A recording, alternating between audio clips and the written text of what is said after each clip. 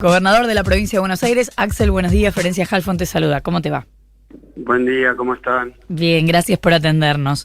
No, por favor. A ver si nos da el tiempo, tenemos mucho para hablar con vos. En medio de tanto que se dice de la vacunación en general, de la Sputnik en particular, ya estuvimos explicando un poco las diferencias en la autorización de ANMAT, en la de Pfizer, la de Sputnik, pero bueno, entre todos los comentarios que hay en torno a esto y las notas que hay en torno a esto, ¿te parece que hay una mayoría dispuesta a vacunarse o que hay mucha resistencia?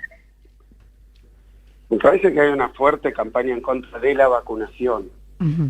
Es muy difícil no estar viendo que hay ciertos sectores que incluyen a sectores de los medios de comunicación que han hecho campaña contra todo, no solo contra la vacunación. Me parece que a veces resulta llamativo y difícil de explicar si uno no viviera en la Argentina, ¿no? Pero conociendo un poco cómo es ese dispositivo, la verdad es que si no hubiera vacuna viniendo a la Argentina estarían seguramente tremendamente críticos, y después están contra la vacuna que viene, que es la que tenemos disponibilidad, la que se consiguió en cantidades realmente muy significativas y con un trabajo, por lo menos de la provincia de Buenos Aires, venimos trabajando con todos los proveedores, pero desde aproximadamente el mes de julio. Dicho esto, yo creo que la sociedad, por lo menos mi percepción, es que ahora, sobre todo viendo el aumento de los casos, va a recibir, lógicamente, con mucha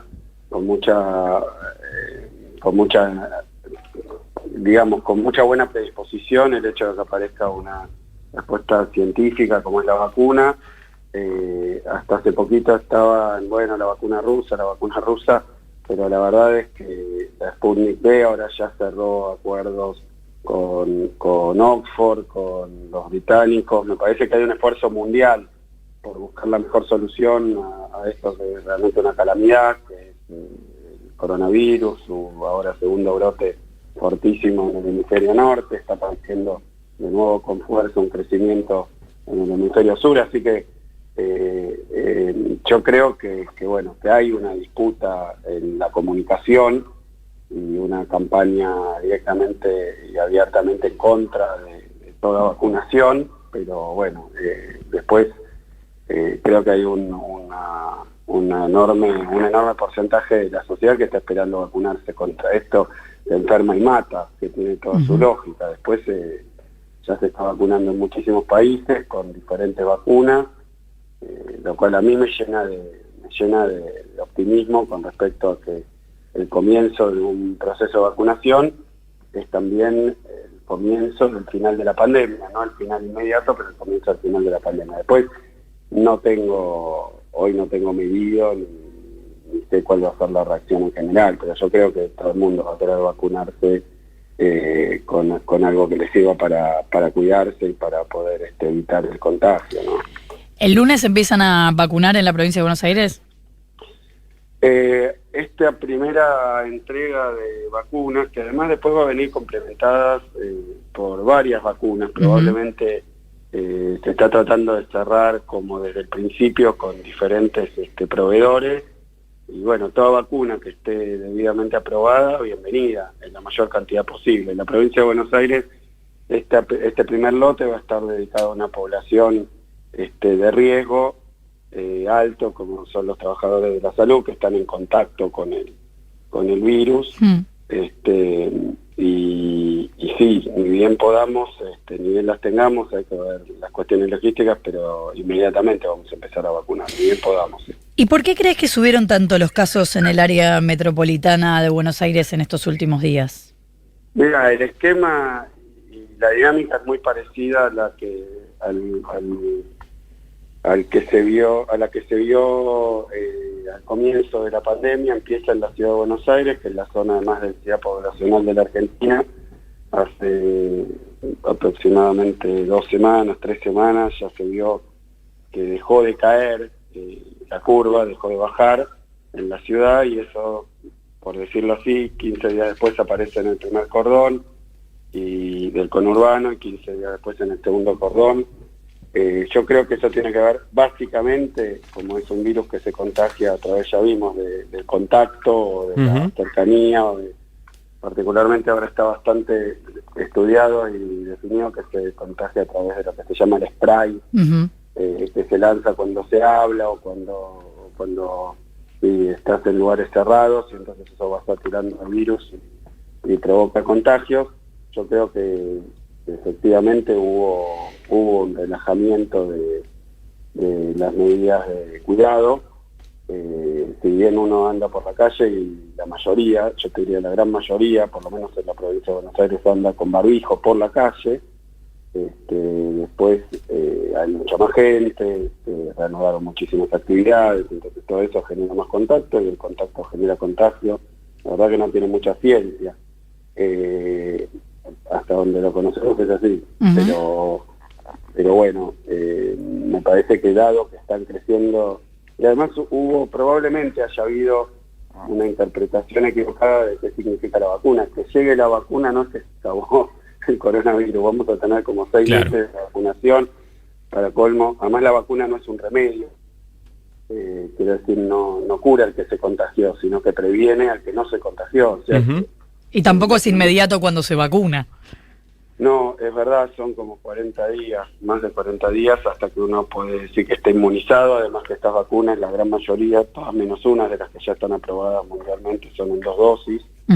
Así que hay que darse una dosis a los 21 días, o a partir de los 21 días, puede llevar más tiempo, hay que darse una segunda dosis, y después de la segunda dosis, más o menos 3 semanas después, uno puede... Claro. El cuerpo generó las defensas, los anticuerpos necesarios. La inmunización. Axel, ¿qué tal? Nico Fiorentino te saluda. Te saco del tema puntual del coronavirus y la vacunación, y quería hablar un poco de vos, con Voz de Economía. Quedó muy remarcado el acto en La Plata, la parte en la que la vicepresidenta Cristina Fernández de Kirchner remarca la situación sobre los funcionarios y lo de pónganse a laburar o búsquense otro laburo.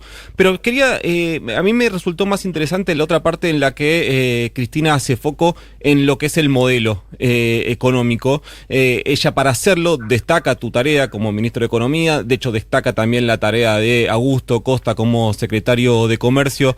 La pregunta es, ¿hay diferencias entre el modelo económico que aplicó tu Ministerio de Economía con el que se está aplicando ahora en este primer año de gestión de Martín Guzmán? Ahí te contesto, me quedó una pequeñísima cosa en el tintero de las vacunas. Dale.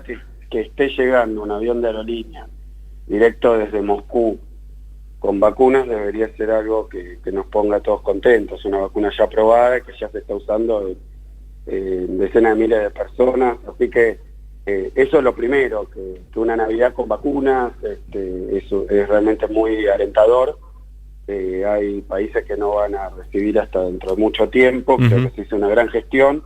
Te decía, nosotros en la provincia venimos trabajando, después lo hicimos también con Nación y ahora se está concretando. La verdad es que tenemos una vacuna que va a estar en la Argentina, esperemos poder aplicarla lo antes posible en la mayor cantidad. Y repito lo que dije siempre, no me importa, me parece que es una mirada bastante obtusa la de mirarle la nacionalidad a la vacuna, hay que mirarle la efectividad. Y hay que mirarle, obviamente, que no genere la calidad, digamos, para que se entienda bien. Entonces, está claro. Eso creo que nos encuentra este fin de año con algo que parecía muy difícil y que se va a lograr. Sobre la cuestión del programa económico o de las medidas económicas, sí, la verdad que fue así. Me parece que en el discurso de la vicepresidenta, de Cristina, quedó muy claro que lo que ella decía, que se ganaron estas elecciones, obviamente por el armado político, por la unidad, sobre todo por evitar que algunos sectores del peronismo, del campo popular, jugaran por fuera y separados, lo cual al dividir electoralmente impide el triunfo, y ya nos pasó.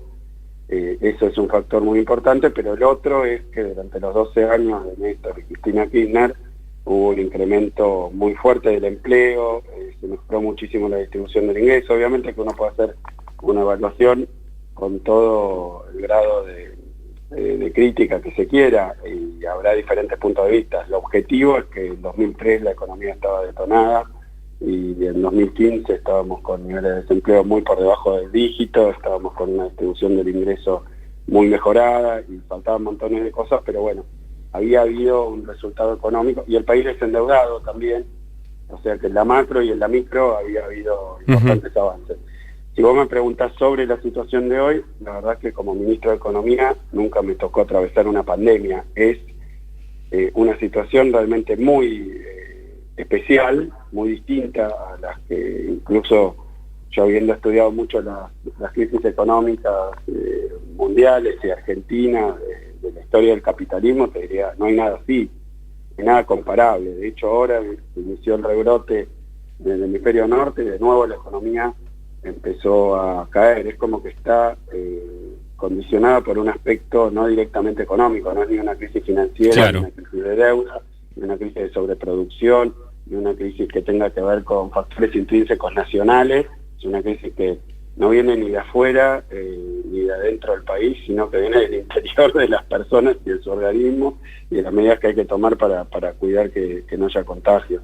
Entonces, es muy extraño y va a ser muy raro cómo se produzca la recuperación. Lo que sí uno puede decir de toda situación de recuperación económica es que hay un tema central con la apropiación del excedente durante la recuperación, y que tiene que ver con los precios, ¿no? Con precios, tarifas. Esto quiere decir, si vuelve la demanda, que es el principal factor que impulsa la economía, si vuelve la demanda debido a que podemos empezar a salir del virus y se puede volver a reanudar una actividad más parecida a lo que se hacía antes y para lo que estábamos preparados y para lo que la economía está equipada. Bueno, si empieza a ocurrir eso, hay que ver quién se apropia esa demanda adicional, ese crecimiento adicional. Es una discusión económica que en otras circunstancias se ha dado en la Argentina, y que me parece que tiene que ver con el sistema de precios y tarifas, tiene que ver con los salarios, y bueno, si no hay crecimiento del salario no va a haber demanda, y si no hay demanda no va a haber crecimiento. Esa es la variable que crees que tendría que utilizarse para evaluar la economía del año que viene, cómo se da esa puja por el excedente y cómo interviene el Estado con sus distintas herramientas para hacer que ese excedente sea una distribución que llegue también a los trabajadores y trabajadoras. Totalmente, y también es importante que en el marco de la posibilidad del inicio de una recuperación, de una reconstrucción económica, que después de un año, y como decía, la vacunación va a durar aproximadamente 6 meses, entonces vamos a estar en un año de vacunación, y mientras se va produciendo la vacunación, eso va a ir generando una mayor posibilidad de reanudar actividades ya de una forma más segura, porque hoy las actividades que se renuevan es con protocolos, con cuidados, y además vamos a tener una porción de la población, primero la de mayor riesgo o mayor exposición, que se va a estar vacunando, y después recién vamos a poder generalizar la vacuna, como está pasando en todo el planeta, ¿no? Que los procesos de vacunación son los más, por lo menos acá en la provincia, de los más extensos y veloces que hay en la historia. La verdad que sí, va a ser el plan de vacunación más grande de la historia, pero va a llevar un tiempo. Entonces lo que me parece que aparece acá con la cuestión económica es cómo se va llevando adelante este proceso de recuperación con modificaciones en lo que sería la natural concentración del ingreso y de la riqueza, en una recuperación sin algún tipo de andarivel que fije el Estado. Al mismo tiempo se necesita reactivar la obra pública. En eso, en la provincia de Buenos Aires, el día de ayer se aprobó el presupuesto y vamos a tener un plan de obra pública también, de los más grandes de los que haya recuerdo en el último tiempo. Entonces creo que eso también va a incentivar la recuperación y que vaya hacia los sectores que necesitamos que más rápidamente recuperen. Axel, ayer inauguraron con el presidente el Hospital Penitenciario de Lomas y hablaste de un plan para sumar lugares en las cárceles bonaerenses. después de tanto hacinamiento, de tragedias derivadas de eso, y también hablaste de una reforma estructural. Al margen de lo urgente, que es que los presos tengan una situación digna ahí adentro, teniendo en cuenta que el número de presos creció mucho en los últimos años, ¿crees que hay más presos en la provincia de Buenos Aires de los que debería haber? Mira, con respecto a la primera cuestión, en 2015 las vacantes, digamos, las plazas en las cárceles de la provincia de Buenos Aires son 25.000 aproximadamente. Hay 25.000 plazas. Cuando asume Vidal ya había una sobrepoblación, porque había 33.000 internos, digamos, presos en esas 25.000 plazas. Pero cuando termina el gobierno de Vidal hay 49.000 internos. Quiere decir que tenemos aproximadamente, más, 110%, ¿no? De sobreocupación, o sea, 50.000 por decir así, internos en 25.000 plazas. Y esto no lo digo yo, lo dicen organismos nacionales y también del sistema judicial. Ha generado una crisis humanitaria en las cárceles de la provincia. Sí. Y en el país no están mucho mejor, pero la provincia obviamente tiene, como en todo, una participación, un porcentaje muy amplio, muy grande. Entonces, cuando yo inicio mi gobierno, esto lo denuncio, aunque evidentemente no es una decisión del Poder Ejecutivo. Yo como gobernador puedo hacer muchas cosas y no puedo hacer otras. Las que no puedo hacer es poner a alguien preso o dar su libertad. No, Eso claro. está todo en manos del Poder Judicial. Entonces la cantidad de personas que están presas, ya sea en comisarías o en cárceles, depende de la justicia, del Poder Judicial. Bueno, un poco, porque en los últimos años las modificaciones de los regímenes penales también hicieron... Total, o en todo caso del Poder Legislativo, Claro, que hace las leyes, y el Poder Judicial que las aplica, pero básicamente no del Ejecutivo. del Poder Ejecutivo. Ujú. Lo cual, bueno, es importante decirlo porque la verdad que yo no puedo más. Lo que le toca al Poder Ejecutivo en este caso es que cuando un juez dicta prisión, generar condiciones para que esa persona pueda estar privada de su libertad en un lugar que según nuestra Constitución tiene que ser limpio y sano, y no es lo que está pasando. Entonces hoy estamos ante un incumplimiento aún de mandatos constitucionales. Lo que nosotros decidimos hacer, en primer lugar, porque ya venía de mucho tiempo atrás, por eso digo que es un problema estructural, es mejorar y ampliar nuestro sistema penitenciario, agregarle varias cosas. Una es todo lo que tiene que ver con la formación. Vos sabés que la estadística dice un interno, digamos, que se recibe de una carrera universitaria con estos programas de las universidades en cárceles, y después sale en libertad, la estadística muestra que la reincidencia es 0. Cuando alguien entra a la cárcel pero después sale con un diploma universitario y se forma en la cárcel, después tiene una salida laboral posible. Además ha hecho un proceso probablemente personal de lo que se busca, ¿no? De poder reinsertarse, y entonces hay muchas cosas para hacer, porque si no se produce la reincidencia. Entonces aún cuando los jueces deciden cuándo liberar y cuándo encarcelar, y después el que pasa por esa experiencia cumple su condena, su castigo, y después sale y no tiene ninguna oportunidad, no tiene ninguna y ha vivido incluso en condiciones de encierro infrahumanas, bueno, probablemente como realmente muestran las estadísticas, tenga una alta reincidencia. Entonces se están haciendo estas cosas porque si nuestro programa sale bien, y lo pongo en condicional porque estamos también con pandemia, nada es fácil, pero habiendo 25.000 plazas penitenciarias, nosotros queremos ampliar eso en 12.000 en 2 años, en los próximos 2 años, lo cual sería un crecimiento del 50%, o sea, la mitad de lo que ya hay en los últimos 200 años de historia. Bueno, hacerlo crecer, que me parece que es una respuesta a ese problema estructural. Axel, estamos muy en tiempo de descuento, pero no quiero dejar de preguntarte, porque la mamá de Facundo Astudillo Castro se viene mostrando muy desilusionada con el gobierno bonaerense y también con el nacional, porque no se sintió contenida en su búsqueda de entender qué pasó con su hijo y sobre todo en la defensa al ministro Berni. ¿Hubo objeciones o hay objeciones a Berni por su accionar en ese hecho? Mira, la verdad que es un hecho que hoy investiga la justicia federal y la que hace de auxiliar de esa justicia es la Policía Nacional, no de la provincia. Y esa es una decisión que tomó el Ministerio de Seguridad y la propia policía, apartarse de la investigación inmediatamente cuando se cambió la carátula. Eso era, vos sabés que es un caso donde Facundo no aparece durante un tiempo bastante prolongado y recién después, por la búsqueda, aparece que había tenido contacto con la policía y ahí la querella y la familia comienza a tratar de investigar si fue la policía. Y todo eso está en manos de la justicia federal y la policía federal.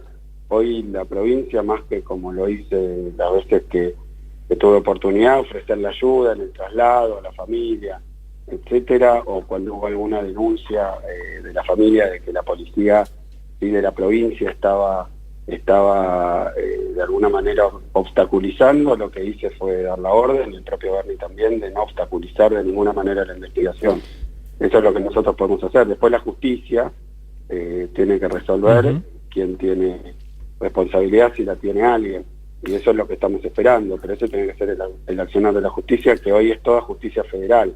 Y todos queremos saber exactamente qué pasó. Obviamente, de nuevo, si fuera algún miembro de la policía de la provincia se tomarán las medidas, pero hasta ahora la justicia investigó, tomó medidas. Ahora creo que están también objetando algunas acciones de la justicia, pero siempre federal, está por fuera de la jurisdicción de la provincia.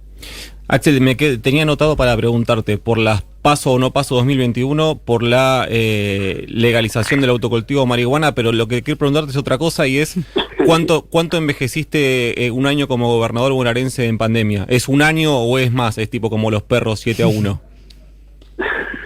No sé si la comparación con el mundo animal. Yo te diría que sí, que fue un año tremendamente intenso, tremendamente agotador. Me parece que cualquiera que lo ha visto, tanto yo como lo que es el gabinete de ministros y todos los colaboradores acá de la provincia, hemos estado en todas y todo el tiempo, de estar en Villa Azul, a recorrer las terapias intensivas. La verdad que para mí, como para todos, ¿no? Un tema epidemiológico, médico, una enfermedad como esta, nueva, desconocida, bueno, todo para aprender. Hemos estado de alguna manera gobernando en tinieblas con respecto al conocimiento y a las soluciones que tardaron en llegar. Valió 10 años, no sé cómo puede hacer esa comparación. Fue un año muy agotador, pero claro, lo digo yo cuando sé que no soy la principal víctima de todo esto. Hay gente que ha perdido familia, yo por suerte no, nos cuidamos muchísimo como familia. Yo vi a mi mamá una sola vez desde que empezó la pandemia, con todos los cuidados, y bueno, son todas pérdidas este año, muchísimas pérdidas. Me parece que en eso lo que podemos hacer es estar orgullosos del esfuerzo que hicimos, de los sacrificios que hicimos. Creo que en un momento se discutía la cuestión de la libertad, pero ¿cómo vas a ser libre si estás enfermo o hasta fallecer? No. Así que hay que cuidarse de algo que es objetivo, real y que está matando gente en todo el mundo y que tiene el mundo patas para arriba. Ahí no quiero victimizarme, la verdad que laburamos un montón y creo que dimos lo mejor, y qué sé yo, llegando al final de año te digo que siento un peso inmenso, y para colmo empiezan de nuevo a subir los casos junto con la vacuna. Claro. La perspectiva se vuelve mixta porque empiezan a subir los casos, como ya venían subiendo en Brasil, venían subiendo en Uruguay, que no había tenido casi contagios y ahora está muy alto, venían subiendo en Paraguay, venían con alguna dificultad en Chile, o sea que, y el mundo como en una calecita, ¿no? Volviendo, todos los días llegan noticias ahora hubo que cerrar los vuelos desde Inglaterra por el tema del virus mutante inglés. Y así estamos, digamos, con una incertidumbre enorme. Y la verdad que lo peor, creo que de las peores cosas que te pueden pasar en cualquier campo de la vida, tener una incertidumbre muy prolongada, porque impide planificar, impide saber siquiera medir la efectividad. Está claro, de cada una de las medidas. Pero es más de un año entonces, envejecer más de un año, en síntesis, más de un año seguro. Sí, te dije 10, claro. Podría haber dicho 100, porque no es un tema de envejecimiento físico, me parece que ha sido una presión para todos nosotros, una angustia, miedo. Me parece que el que no tiene miedo también le está pasando algo, ¿no? Está muy claro. No está sabiendo medir, no es poco sano tener miedo. Me parece que las cosas que son amenazantes, bueno, el miedo te sirve para ordenarse uno y tomar las medidas que hay que tomar y las decisiones que hay que tomar. Él quería llegar a las 9 en punto de la mañana y lo consiguió. Axel Kicillof, gobernador de la provincia de Buenos Aires, muchísimas gracias por habernos atendido y feliz año nuevo. Bueno, feliz Navidad, feliz año nuevo para todos y bueno, mucha fuerza porque con esto falta y después viene la reconstrucción y bueno, y el trabajo que vamos a hacer. Hablaba del sacrificio, pero también quiero hablar del entusiasmo que le ponemos porque sabemos que estamos cuidando a la gente, protegiendo a la gente, que es para lo que nos votaron. Entraste justito al primer año de Ahora Dicen, así que muchas gracias. Bueno, felicidades. Gracias, un beso grande.